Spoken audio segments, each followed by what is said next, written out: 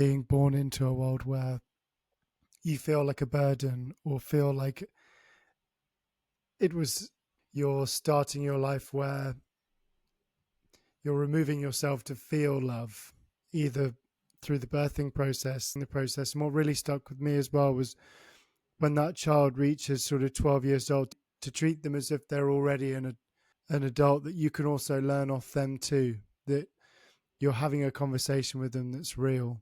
Because I feel that there are a lot of children being born now that don't give themselves the opportunity to receive the love. And I just want to kind of ask that question of how can we start that process to be kinder to ourselves in order to be kind to others? Are you asking these questions from the parents' perspective? Yeah. Yeah. So this time is very crucial from 12 onwards up until 21. Children go through a phase of saying no to their parents. They will refuse, they will reject even sensible suggestions that you have to make. Nothing to worry or panic. This is all organic. You got to give space to your child. They will go through that no phase and allow them, give them. You just keep doing the best for them. You just keep giving the best. You just be there for them. And there will be a point they'll come back to you. So this is where if you struggle or fight in those phases, it's going to spoil the relationship. So have patience. Also, you mentioned a very interesting part that from 0 to 6 or 8 years old, you have to treat them as a king or King or queen. a queen. Yes. From 0 to 8 or 6, sorry, Zero. 0 to 6. My only concern would be, as a person who was born in a Western society, would that not make our kids spoiled if I would No, just buy everything for them? no, no, no, no. So here you have to understand one thing. Sorry to interrupt you. Um, you cannot spoil your child between 0 to 6 with giving the maximum love. You cannot spoil because what the child is needing at that time is your attention. It's not asking for a toy or anything. For example, you go to a supermarket and the child sees that big, huge stuffed toy and the child wants it. And you're trying to convince the child, no, we don't have that much money and we are not earning that much. If we as adults, when we go to supermarket and we see something very beautiful and our heart craves to buy it, we cannot stop ourselves. How can a child who is between 0 to 6 years, they have no understanding of no in their system. For them, everything is yes. For them, that's how they see the world. That's how they see the universe. So here, if you're taking your child to the supermarket and the child craves for it, Buy it? of course, or avoid creating those wishes or desires within your child, because what the child needs is not presence, it's your presence. Okay. But how do you then um okay, so from 0 to 6, treat them as a king or queen. From 6 to 12, treat them as top Prince. princess. What's the difference between those two? Between those Yeah. two? So from 6 to 12, you got to incorporate discipline and freedom. So that means take a task together with your child that you do together. They learn. At this age is their learning time. So spending time with them, learning, doing something. So this is where you bring about um, discipline and freedom. How can you do that? By being present for them. Most of the time, parents don't have time. They are busy. They go to office, they go to work, they get tired, they come home, they don't have time to play with the children.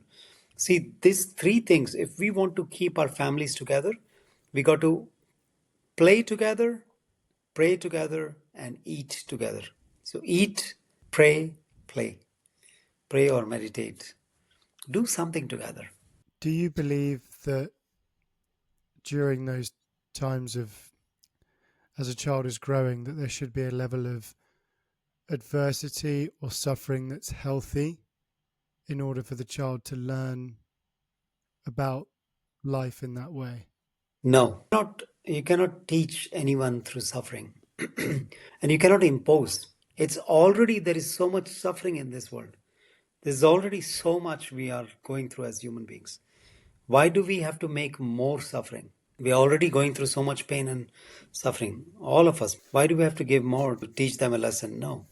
Love can teach a lesson that suffering can't. But nevertheless, say, sufferings is, I do take people through art of suffering.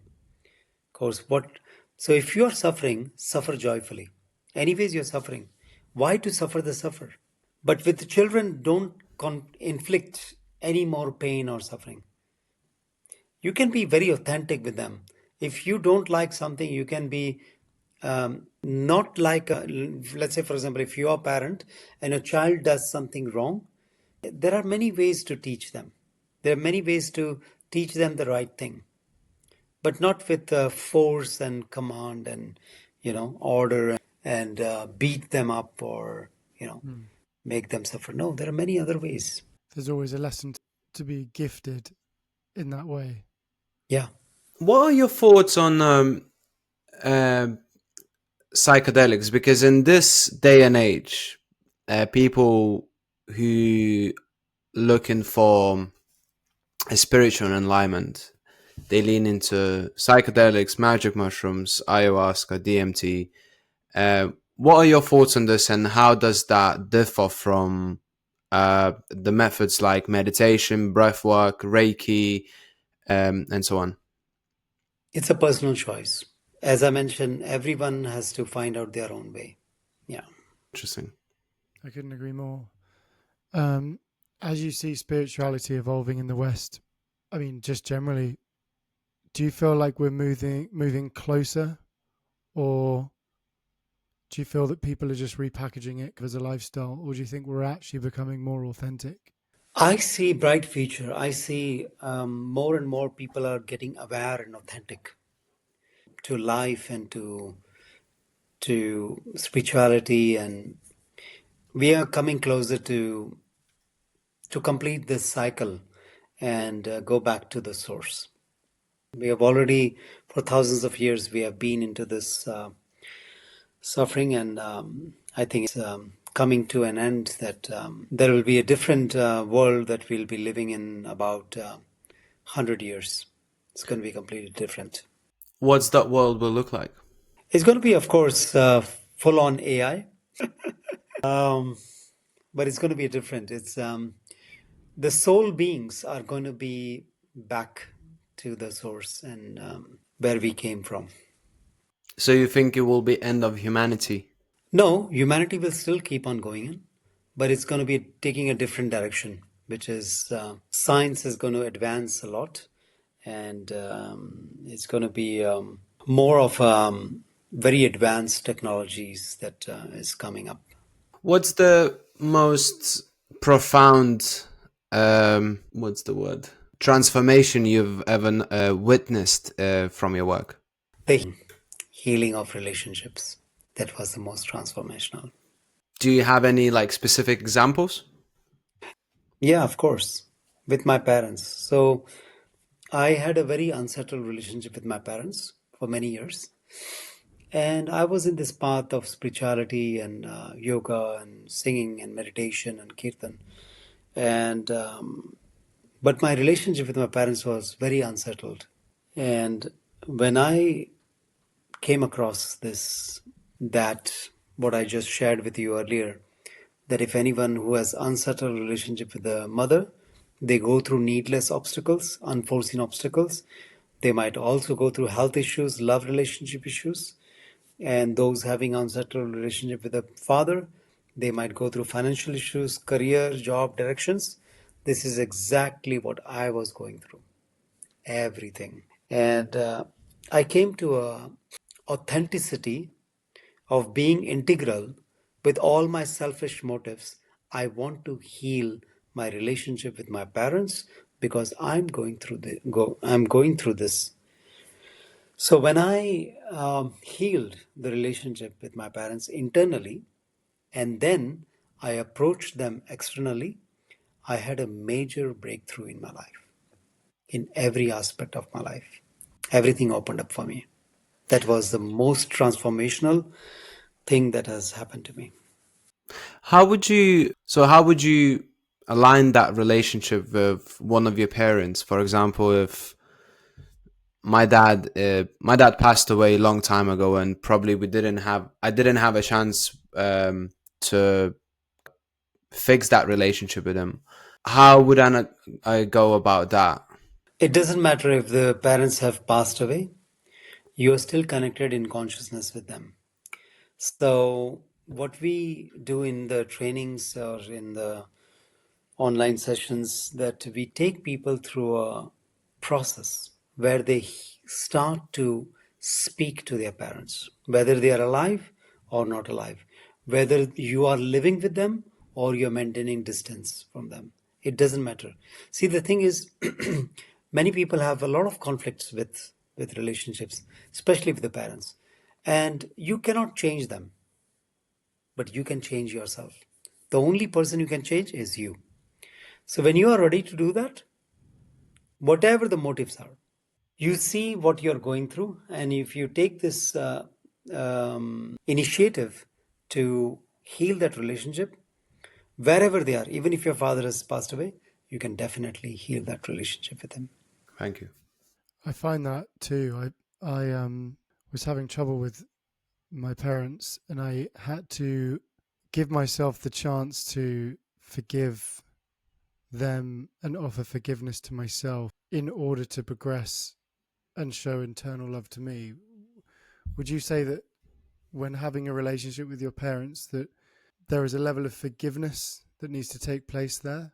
Before the forgiveness, you have to see what you have gone through as a child, because it's not the adult who is angry or disappointed or scared, but it's the child within us.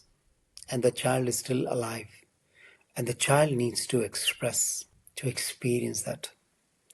So, in the processes that we do, we take people through that process where they experience that childhood trauma, where kids get beaten up, or there is a lot of verbal abuse that has been done, or whatever the child has gone through. So, we take them through this process, and when that healing happens internally, forgiveness happens.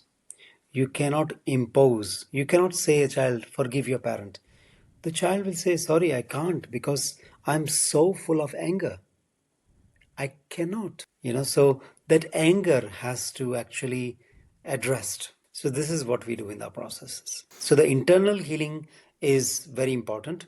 What happens when you do the internal healing? The heart, which is connected to the brain, the heart sends certain messages, certain signals to the brain, and the brain, which is a transmitter and a receiver, transmits those signals to your parents wherever they are, even if they have passed away. They will receive those messages, those signals, and they will have a change of heart. And then you will start feeling ease and peace and calm within you towards them. That means the internal healing has been done. Then comes how to approach them externally. Now, in Conrad's case, if when your father is passed away, the external approach would be sit in meditation with eyes closed, connect with the soul of your father, and you can do that healing. For those whose parents are alive, it's the best that you can approach them and do the external healing. And I guide you step by step how to do that. I really like the way that you said in in order to send that signal, your heart has to have coherence with the mind. How does one build that energy with the heart in order to sort of have that sense of where the mind is? By healing that relationship, by going through the process, by going through that pain. That's what the art of suffering is. We got to go through that, again, revisit. I know it's very painful For me, it was very painful. It took me 2 years to actually heal internally. And with God's grace, what's happening right now when people come, because I was able to heal that, it happens to them very instantly, very fast. Because when someone has done the work, when the others receive from them, it happens very quickly for them. Mm. Thank you. You mentioned that it's purely personal preference how to get closer to the source, how to get closer to the God.